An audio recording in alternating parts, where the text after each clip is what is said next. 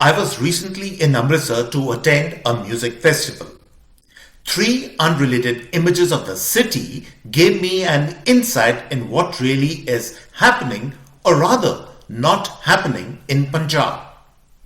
An image, they say, is more powerful than 1,000 words. These images told me about the conditions in Punjab, which, if media reports are to be believed, is living under the shadow of a resurgence of the Khalistan movement. I talked to a cross-section of people in Amritsar, and the entire issue, or rather the non-issue of Khalistan in Punjab and in Canada, the United Kingdom and the US also became crystal clear. I will talk of all that in just a minute, but first let me welcome all viewers to the CAA show. CAA, as all of you know, is Conversations and Analysis, and my name is Juggi Bhasin. To watch this video podcast, press the big red subscriber button on your screen. Subscription is, of course, completely free. So, what did I see that gave me an insight into what really is happening in Punjab, especially in the wake of Amritpal Singh's escape from the police net? I saw sniffer dogs at Amritsar International Airport routinely used to check baggage. And then on the day when my wife and I went to pay obeisance at the Golden Temple, a man called Johnny drove us there in a Toyota Innova van. And the third image that struck me was the complete atmosphere of peace, unhurried calm in the sanctum sanctorum of the temple, and the sight of both Sikhs and Hindus stepping in the waters girdling the temple for a holy dip. What did it all mean? It meant that the issue of Khalistan exists only in the minds of some journalists in Delhi desperately looking to raise the ratings of their news channels. The state is completely calm, not obsessed with the Khalistan question, and more importantly, it couldn't care less for the likes of an Amritpal Singh. But the state is worried on different parameters. Sniffer dogs are used to smell out drugs, and that really is the number one problem of the state. The state is awash with drugs, no question about that. Followed closely by the number two problem, and that is the issue of religious conversion. And that is the reason why a man called Johnny, converted to another faith from Sikhism, drove us to the Golden Temple. Punjab must contend with these two problems. Amritpal Singh is at best a sideshow. Talking to a cross-section of people, it became clear that Amritpal Singh is not even a patch as compared to the man he pretends to emulate, that is son Jarnail Singh Bhindranwale. Bhindranwale was the real deal, ferocious, menacing and ruthless at the same time.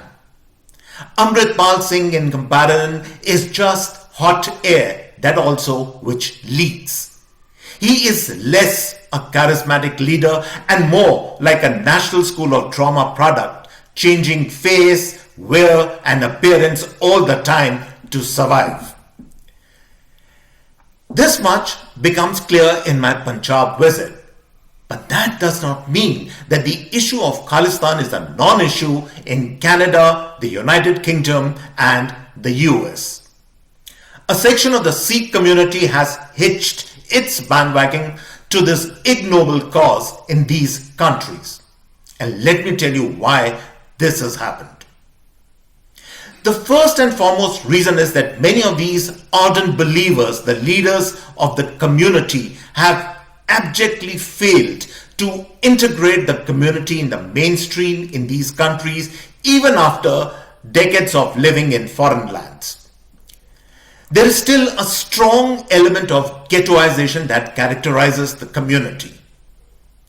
The Khalistan hot air balloon floated by these people is a desperate attempt to create a unique identity for the community in largely a white Western world. One creates an identity to galvanize respect and acknowledgement from the outside world. By positioning themselves as rabble-rousers, the Khalistan leadership abroad hopes to ingratiate their community to the white West as fifth columnists and as a bulwark to India, which almost always never does the bidding of the West on foreign policy issues and security matters.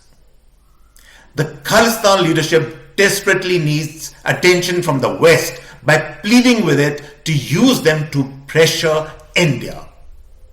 In the convoluted thinking of the Khalistani, this is the only way it gains traction, notice, and a degree of respect in the West. And the second big reason why there has been a spurt in Khalistani protest of late is that their leadership hopes to dovetail the movement into the larger ongoing Western narrative of woke politics and freedom of speech, territory issues, etc.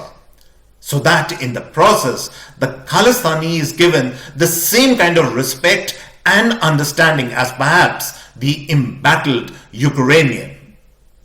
In short, quite simply, the leaders are saying, use us as a gun for hire to fire in India. That is the end all and the be all of the Khalistani mindset. All sides know the issue of Khalistan in Punjab is simply a mirage and a cover to gain respect for the community abroad. But when you play with fire, your fingers get burnt. You create a fiction and peddle a fantasy to turn the minds of the younger generation. That can't be too hard, would it be? At weekend gatherings in Gurudwaras, the Khalistani leaders, very much like the radical mullahs and mosques abroad, keep rolling out tales and episodes of invented victimization and oppression back home in the state of Punjab. Till a time comes when the creators of these tall tales and those who listen to them believe completely in the culture of victimization and the fiction. And then fiction becomes reality in their heads. And then hate transforms you. You are walking misfits in society. You become even more ghettoized and alienated from mainstream societies. Not in India, but in countries like Canada and the US, where you think you can impress the movers and shakers in those countries with your tales of victimhood and offerings of nuisance players. In the real world, the opposite of what these Khalistani leaders plan comes true. Not a day passes when a helpless Sikh is not attacked or abused at petrol stations, in restaurants, and even in gurudwaras in the West. Their alienation only deepens and their frustration and ire only grow, misdirected more and more against India. The simple lesson of history these people forget is that those people who bargain their souls and their conscience and integrity for perceived petty gain will never stand tall in the community of nations and as a people. Such is the fate of Khalistan leaders and their votaries. But is anybody listening out there? And so on this note, I come to the end of this episode of the CAA show. I hope you really enjoyed this particular episode. You like our show, do subscribe to us. And on this note, it's goodbye and cheers from my